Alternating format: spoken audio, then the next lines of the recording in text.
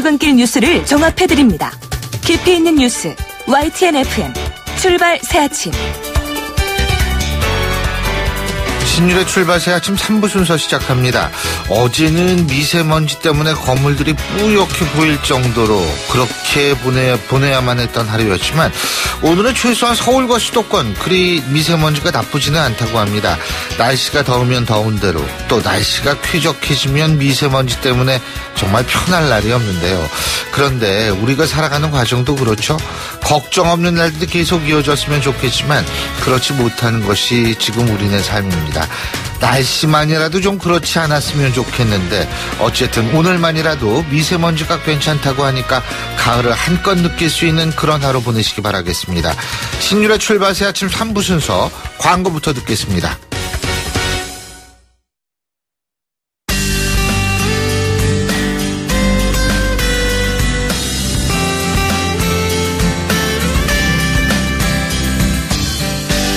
안녕하세요. 시민발언대 리포터 이혜미입니다. 최근 문화예술계 블랙리스트 명단이 공개되면서 논란이 일고 있는데요. 이에 대한 시민들 의견 들어봤습니다. 저도 근데 처음에 들었을 때는 정말 이게 가능한 일인가, 시대를 역행하는 일이 아닌가 해가지고 저도 좀 놀라긴 했어요. 저도 진짠가 아닌가 싶을 정도로. 특정 모 정당의 그 사람을 지지했다는 이유로 뭐 블랙리스트에 오르기도 하잖아요.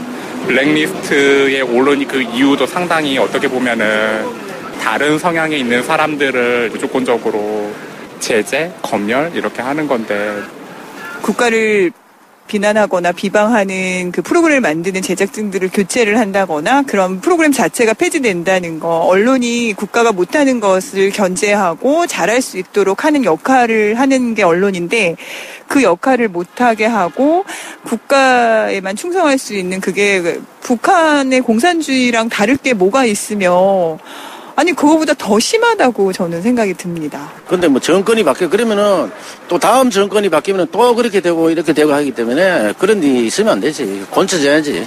정당하게 이렇게 해야 되는 거지. 실력껏 능력이 없으면 도태가 되고 이래야 되고 전 정권에 무슨 영향이 있다 그래가지고 그 블랙리스트를 만들어서 이렇게 해서는 그거는 보복이나 다름없어요. 그거 안 되는 거예요.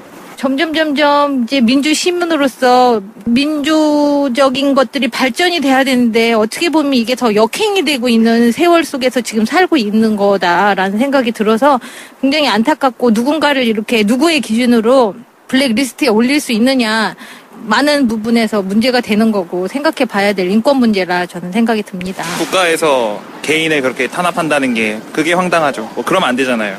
보호하려고 있는 것 같은데 제 기능도 잘 못하는 것 같고 국정원이 그래서 좀 황당했던 것 같아요. 반대가 돼야 되지 않을까. 이제 사람들이 어떤 예술활동이나 문화활동 이런 걸 해도 좌편향돼 있든 우편향돼 있든 간에 표현의 자유는 있으니까 그거를 좀 지켜줬으면 좋겠다는 생각은 있어요.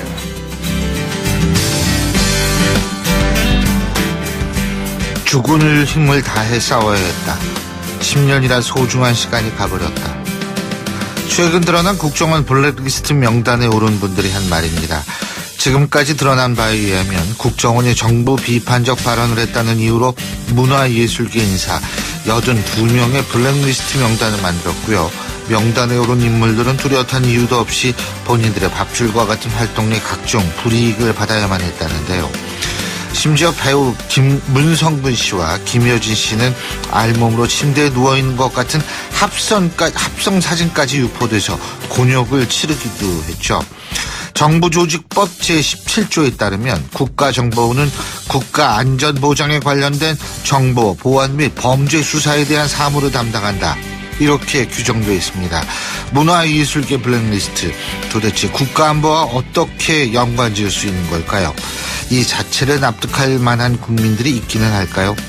국정원에 들어가는 국민 혈세만 매년 1조 원 이상입니다.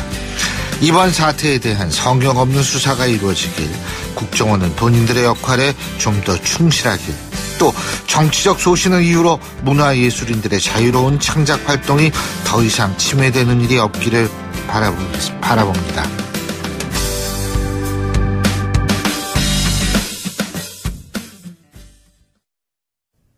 YTN 라디오 신율의 출발 새아침. 요새 이 살이 유치원 논란이 뜨겁죠. 문재인 대통령의 공약인 이 국공립 유치원 확대를 반대하면서 집단 휴업을 한다 안 한다 뭐 이거 반복하다가 일단은 모두 철회한 상태인데 여기에 뿔난 엄마들이 청와대 앞에 모여서 아이들 볼모로 장사하냐 이렇게 사립유치원에 대해서 비난하고 있습니다. 하지만 사립유치원 측은 생존권이 걸린 문제라면서 언제든 집단 행동에 나설 가능성이 커져서 우려가 되고 있는 상황인데요.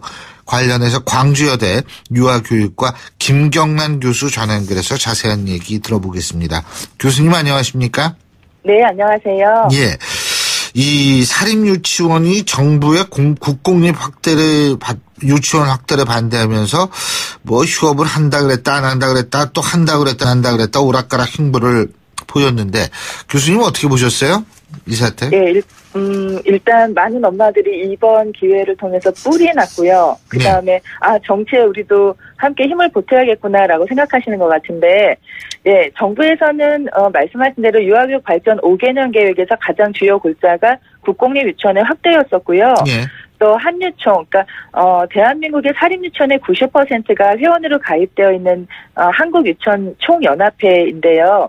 여기에서는 국공립 유치원 확대를 반대하고 그다음에 사립유치원에 재원 중인 유아에게도 지원금을 인상해달라. 그리고 재무회계 감사에 대해서는 조금 완화해달라. 이것을 골자로 해서 이번에 화합에 대해서 이야기가 진행됐었습니다. 그렇죠. 근데 아니 국공립 확대 말씀하셔서 여쭤보는 건데 네. 지금 국공립 유치원하고 사립유치원의 비율이 어느 정도 됩니까?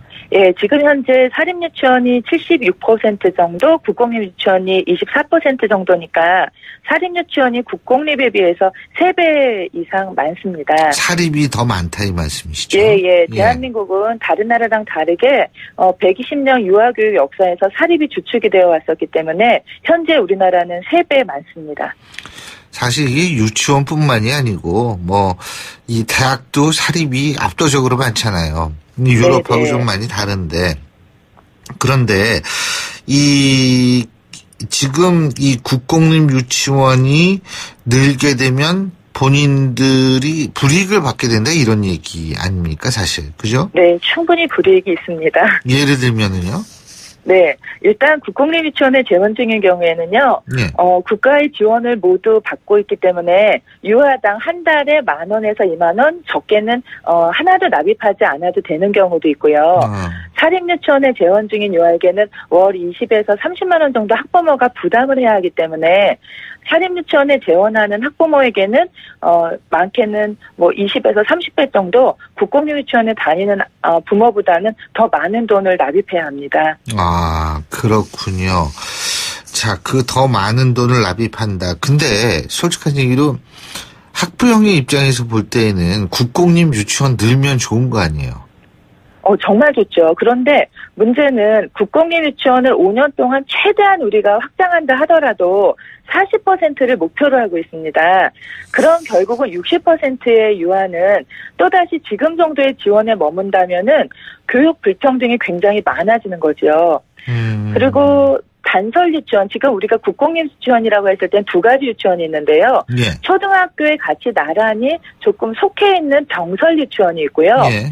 그다음에 우리가 멀리서 봐도 좋은 유치원이구나라고 볼 수 있는 단설 유치원이 있습니다. 건물 하나가 다 유치원인 거죠. 예, 그래서 병설 유치원의 경우는 교장 선생님, 원장 선생님이 초등학교 교장 선생님이시고요. 단설 유치원인 국공립 유치원은 원장 선생님이 유아교육 전문가세요.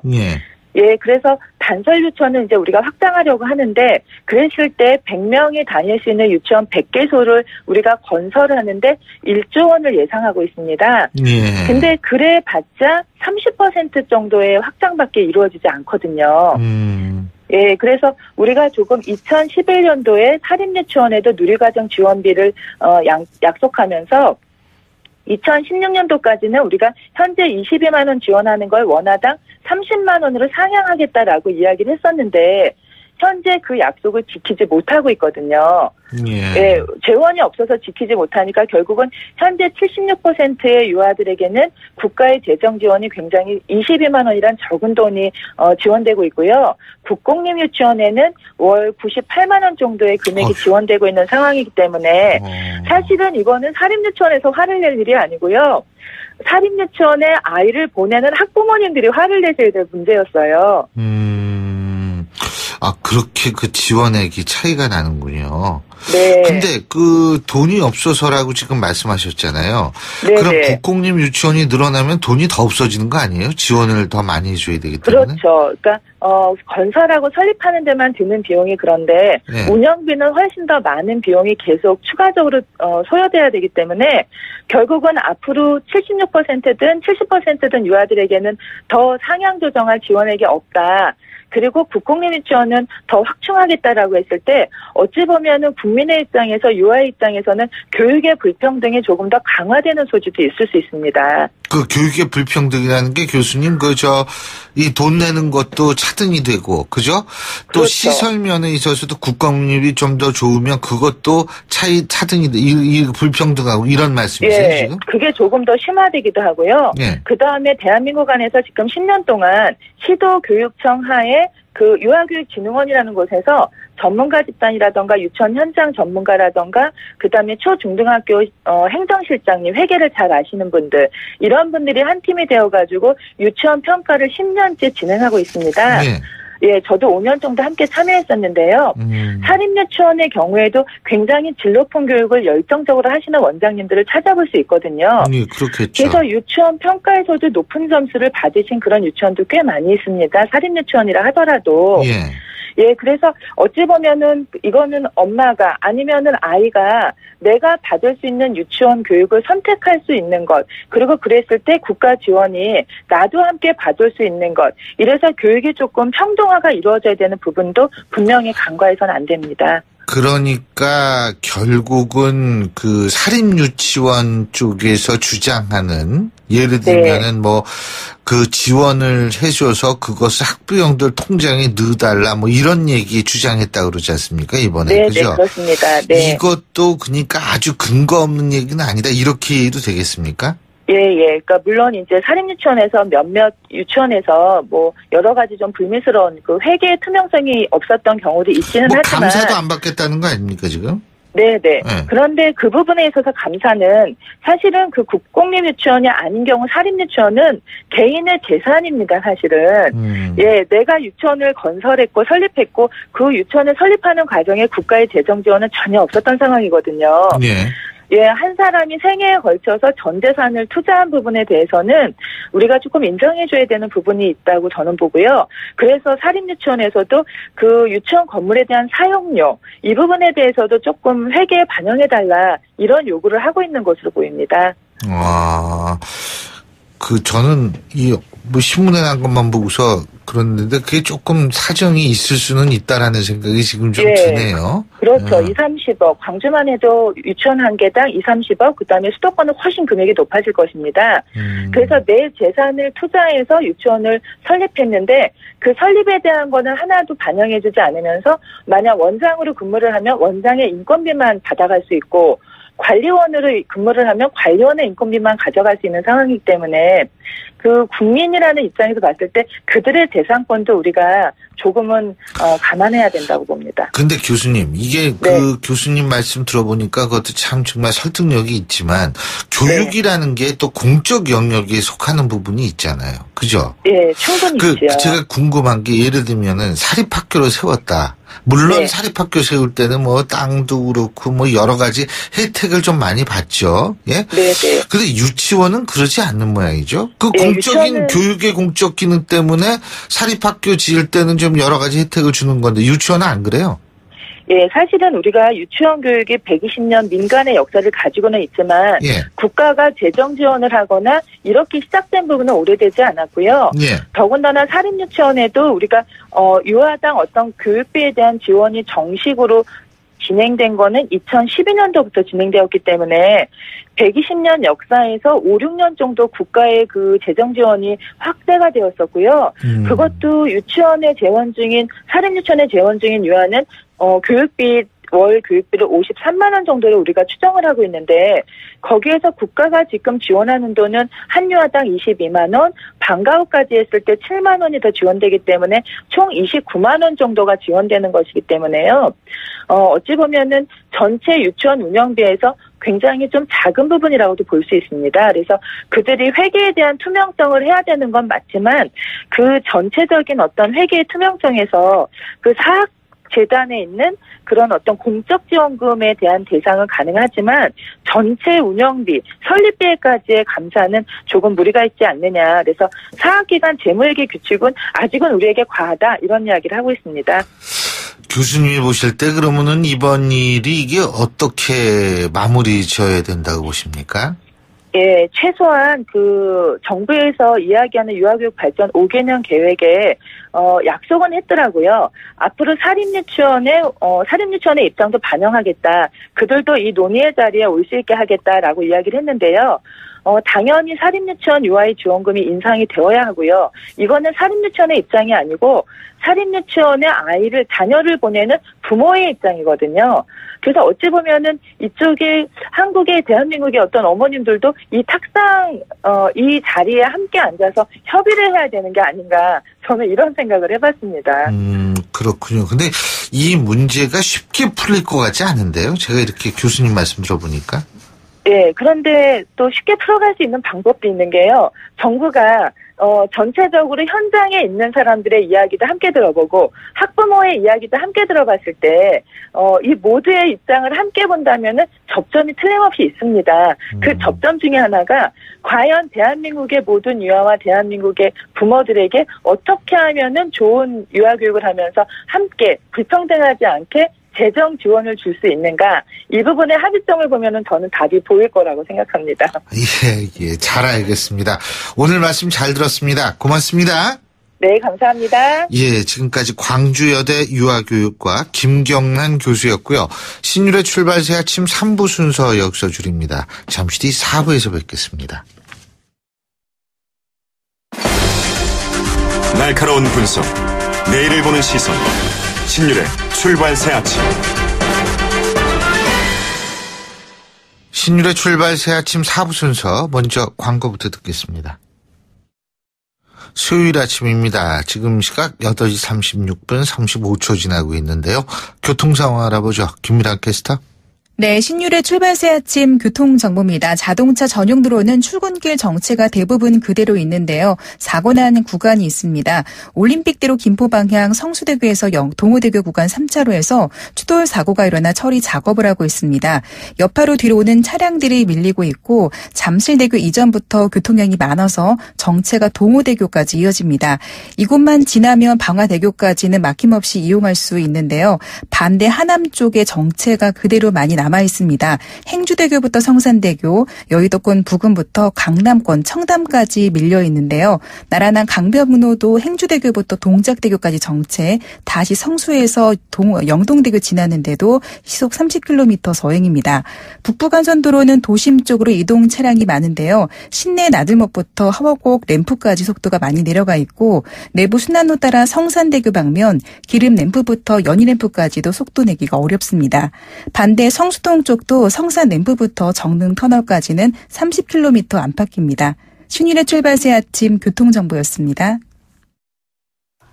YTN 라디오 신율의 출발새 아침.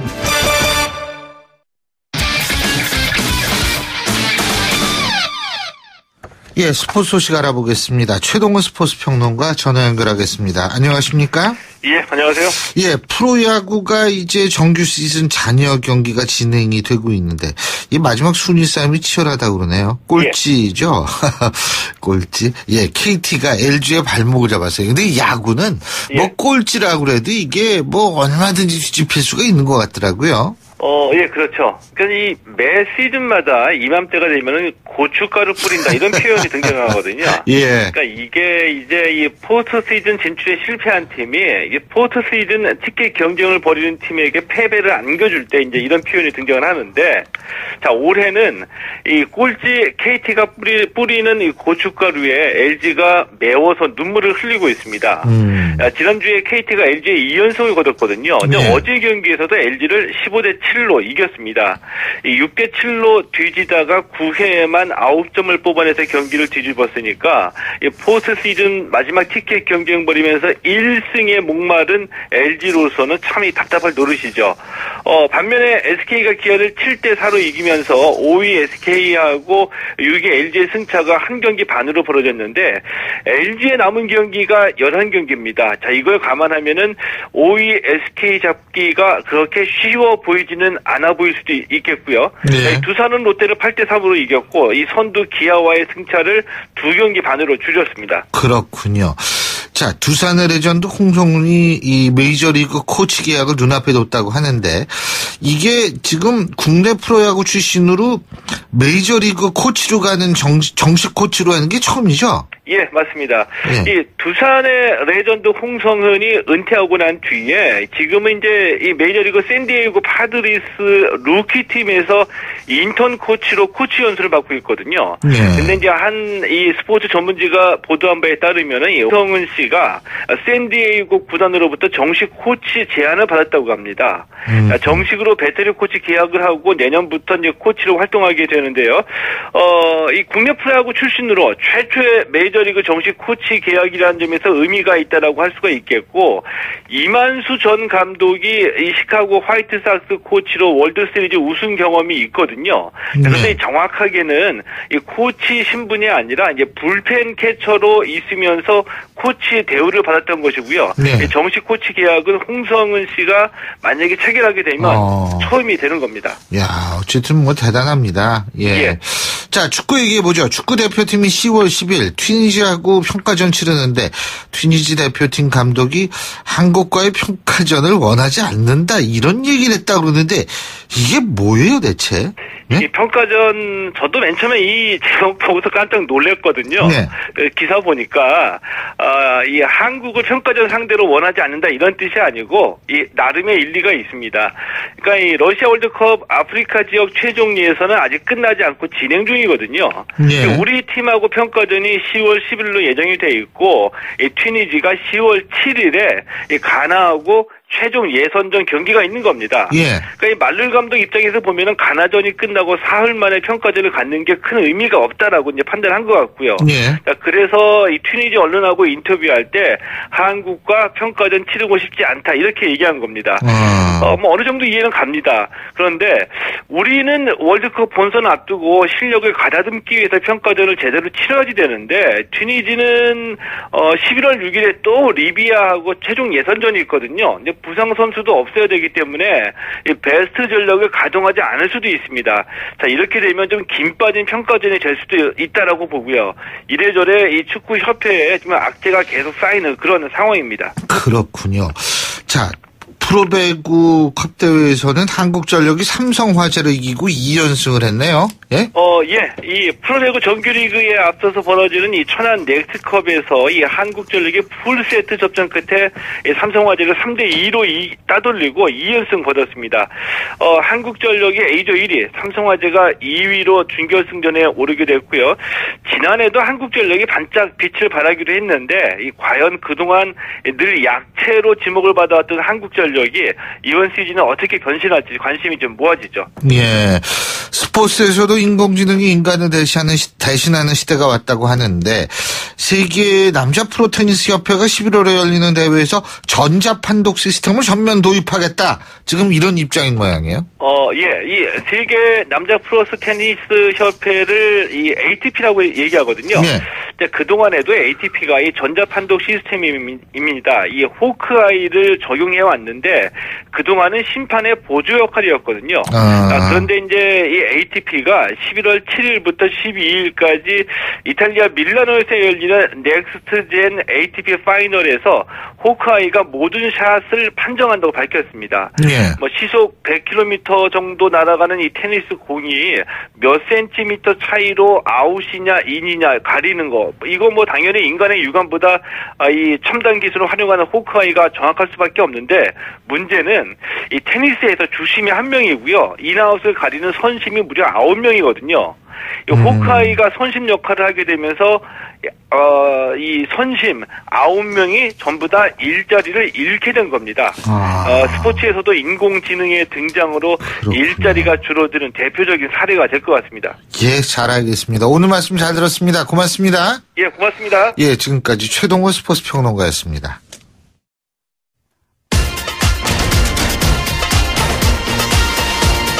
여러분이 지금 듣고 계신 주파수는 FM 94.5MHz입니다. YTN 뉴스 FM.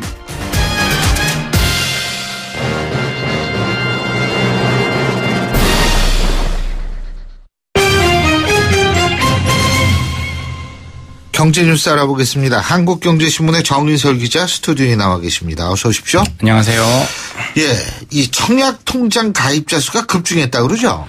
파리 부동산 대책 때문에 이제 부동산 시장이 뭐 좀 살아난다 이런 얘기는 있지만 그건 강남, 송파 일부 재건축 시장 얘기고, 위축된 건 사실인데 그럼 청약통장 메리트가 떨어지는 것 아니냐 이렇게 생각할 수 있는데, 실제로 올해 들어서 청약통장 신규 가입자 수는 계속 줄었습니다. 금리가 조금 날 거래요, 이 청약통장이. 맞습니다. 그 재테크 그죠? 목적도 있어요. 네, 지금 뭐 일반적 1%대인데 청약통장은 2%대거든요. 그래서 뭐 주택 청약 목적이 아니라 재테크 목적에서 가입자 수가 많이 늘었다라고 하는 게 작년 분위기였는데, 올 들어선 신규 가입자 수가 좀 줄었거든요.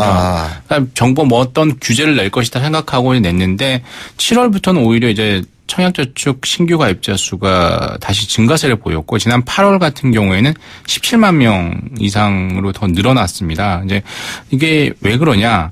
파리 대책으로 인해서 그게 대출과 그 청약 그리고 각종 어떤 세금으로 부동산을 잡자는 건데, 그래서 신규 청약 시장 그리고 청약 가점제를 강화하겠다는 게 일종의 그 대책이거든요. 그러니까 예를 들어 무주택 기간이 길거나 아니면 뭐 세대의 어떤 가족 구성원 수가 많거나 그러면 청약 가점이 올라가서 오히려 청약을 신청을 해서 당첨될 확률이 더 높아지거든요. 그러니까 그런 부분을 보고 청약통장에 신규 가입하는 사람들이 늘고 있는 것 같고, 그리고 이제 분양가 상한제가 이제 뭐 시행된다라고 하잖아요. 이제 뭐 그동안 유명무실했던 걸 좀 더 강화하겠다라는 거 하는데, 분양가 상한제가 되면 분양가의 어떤 거품이 좀 빠질 가능성이 있다 이렇게 보고 신규 청약통장 가입자 수가 최근 몇 달 돼서 늘었다는 거죠. 지금 청약하시던 분들은 이제 꼭 올해 하는 게 아니라 내년이나 내후년이나 이제 분양가 상에서 좀 가격이 떨어질 때 한번 해보는 것도 좋다 이 말씀이시네요. 맞습니다. 예. 이게 또 왜 담배 얘기? 이건 저는 사실 넣고 싶지 않은데. 아니 뭐 괜찮아요. 관련형 전자담배에 붙는 세금 올리는 바야 다시 추진된다고요? 이미 발음도 안 나오네요. 예, 이미 지금 신 교수님처럼 이 관련형 전자담배로 정말 많이 넘어왔다고 하고, 실제로 이렇게 넘어온 사람들 물어보면 다른 사람도 넘어올 거다. 이건 시간 문제다 이렇게 얘기까지 하던데요. 그래서 이제 원래 지난 8월 정기국회 때 이 관련형 I.글 거기에 붙는 전자담배 세율이 전체로 보면 담배 가격 4,300원 중 41%고, 일반 담배 세율은 전체 4,500원 중에 3,300원이니까 73%인데 이걸 좀 맞춰주자. 특히 다른 세금은 많지만 일단 개별 소비세만이라도 거기 일반 담배 수준에 맞추자라고 얘기를 하다가 여야 간에 이견이 났습니다. 이전에 특히 자유한국당 같은 경우에는 예전에 담배값을 올렸다가 다시 내리고 또다시 또 세금 내리겠다고 했다가 다시 이번 전자담배는 또 세율을 올리겠다는 게 말이 안 맞다라서 엇박자가 나면서 유야무야 됐었는데, 이번에 이제 기획재정부가 정부안으로 국회에 한번 의견을 제시를 한 거죠. 전자담배 그 개별 소비세입니다. 개별 소비세의 기준을 일반 담배의 80% 수준. 왜 80%?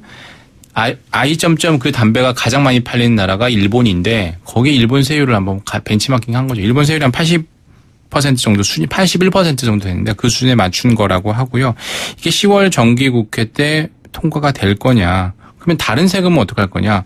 담배 이 개별 서비스 말고도 교육자, 애국자나 교육세도 붙고 담배 서비스도 붙고 하잖아요. 그래서 개별 서비스도 올리고 나머지 세목은 차후에 논의를 할 것으로 현재는 그게 그 예정이 되어 있습니다. 자, 이 담배 얘기에다가 또 갑자기 딴 얘기하기가 좀 그렇습니다만 장난감 얘기 좀 해야겠어요. 네. 세계적인 장난감 업체죠. 전문점 토이즈러스가 문 닫을 위기에 처해 있다고 그러는데 이게 왜 그래? 이거 유럽에도 굉장히 많거든요. 맞습니다. 일각에서는 네. 이제 세계적인 장난감 왕국이 무너졌다. 이렇게까지 얘기를 하는데요. 토이즈러스는 2차 세계대전 이후에 이제 베이비붐이 한창 울던, 이제 전쟁이 끝났으니까 베이비붐 전후 세대니까 확출산율이 올라갔던 그 1948년에 설립됐다가 한 4, 50년간 정말 계속해서 전성기 구가를 했습니다. 전 세계적으로 1,100개 이상의 매장이 있고 한국에도 있죠. 100여 개 정도가 네. 있죠. 근데 이게 어린이들의 마음의 고향이라고까지 불렸는데 이제 18일 미국 버지니아주에 있는 연방 파산법원에 파산 보호를 신청을 했고요. 이게 우리가 법정 관리하고 비슷한 제조다잖아요. 그래서 결국에 법원이 이 토이즈러스의 향후 운명을 결정지금 청산할 거냐, 아니면 회생시킬 거냐, 아니면 다른 업체에 매각할 거냐, 어떤 그 가치, 재무제표를 보고 결정을 하겠죠. 근데 왜 이렇게 된 거예요? 그러니까 장난감을 안 사서 그런 거 아닐 거 아니에요? 예? 장난감은 출산율이 떨어지니까 그럴 수도 있다고 하는데 제3세계는 떨어지는 건 또 아니거든요. 예. 근데 이제 가깝게는 아마존과의 악연이다 이런 설명을 합니다. 아마존이요? 예, 아마존은 다 아시겠지만 세계적인 온라인 쇼핑몰이잖아요. 예. 원래 이제 토이즈러스는 오프라인에서 많이 팔다가 누구나 장난감을 이렇게 보통 온라인으로도 사지만 요즘 옛날 같은 경우는 매장 완구점 가서 샀잖아요. 그때 아마존하고 계약을 했습니다. 아마존 이 사이트에 들어와라. 독점 계약을 해주겠다. 들어갔죠. 근데 이제 토이즈러스가 잘하고 있는 와중에 온라인을 강화하기 위해서 들어갔는데 아마존은 이제 토이즈러스를 통해서 장난감 그 구색을 상당히 강화시켰는데 나중에 토이즈러스 말고도 다른 업체하고도 계약을 하는 거고요. 토이즈러스는 너무 아마존에 의존을 하다가 보니까 온라인 어떤 그 시장에 저대로 적응 못해서 뒤늦게 최근 지난 5월에 새로운 사이트, 자체 사이트를 다시 리뉴얼을 했습니다. 토이즈러스랑. 근데 그게 결국에 지난 한 10년간, 2000년에 독점 계약을 맺었으니까 10년간 안 하다가 하니까 도태가 된 거죠. 그래서 온라인 시장으로 전환에 적응이 늦었고 아마존과의 계약에 너무 안일하게 대처했던 측면이 그런 측면이 가장 크게 있고요. 그다음에 완구도 예전처럼 이제 항상 저도 애들 데리고 토이즈러스 자주 갔는데 가서 보여주고 산다라는 것을 상당히 다 알아보고 흔히 얘기하는 오토라고 하잖아요. 온라인에서 오프라인에서 다 알아보고 가장 싼 거 딱 찾잖아요. 그런 어떤 시장의 쇼핑의 어떤 형태의 전환에 제대로 적응을 못했다 이렇게 볼 수 있을 것 같습니다. 그렇죠. 근데 우리나라의 토이즈러스는 어떻게 돼요?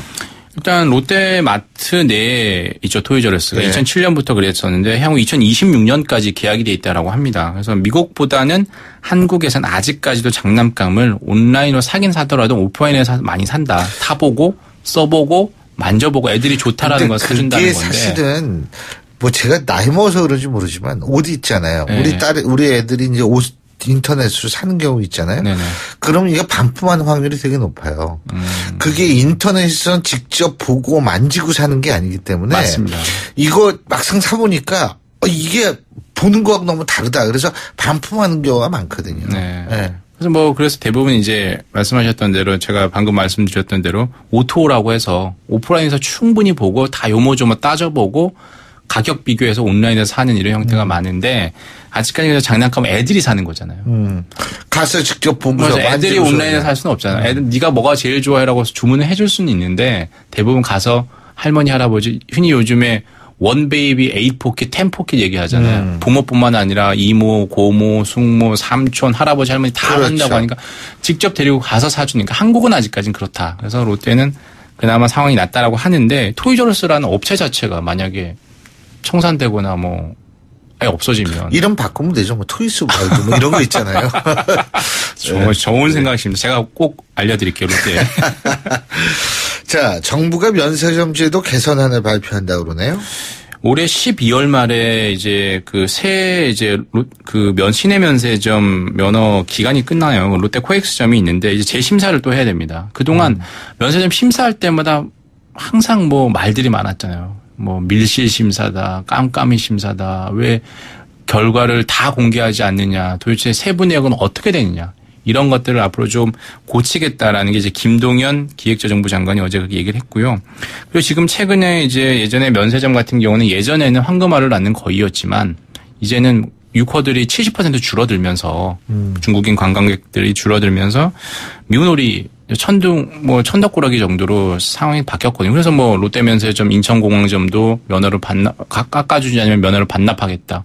하나 갤러리아 면세점도 제주점도 나 이제 그만두겠다라는 얘기가 나오는데 그 부분에 대해서 면세점들이 어떤 부담을 덜어줄 수 있게 국가에 내는 수수료 같은 거다 납부를 좀 늦춰주거나 아니면 분할 납부하는 방안에 대해서 검토를 해보겠다라고 김동연 기획재정부 장관이 얘기를 했습니다. 자, 우리가 김영란법이라고 그러죠. 부정청탁금지법이요. 이 김영란법 시행 이후에 수익갈비 판매량이 급증했다고 그러나요? 다음 주면 딱 1년이 돼요. 김영란법 시행한 작년 9월 28일부터 시행을 했으니까요. 350 이 법칙이 있잖아요. 예. 즉 이제 그 5만 원이죠. 선물 같은 경우에는 그 부분에 넘지 않기 위해서 5만 원 밑을 정하다 보니까 추석을 앞두고 이제 수입산 LA 갈비라든지 수입 굴비 세트 도저히 한국산 국산 가지고 맞추기 힘드니까 그런 게 판매가 상당히 늘었다라고 하고요. 그다음에 그 외에 다른 가공품 예를 들어 햄, 참치 이런 게 되게 많이 늘었다라고 합니다.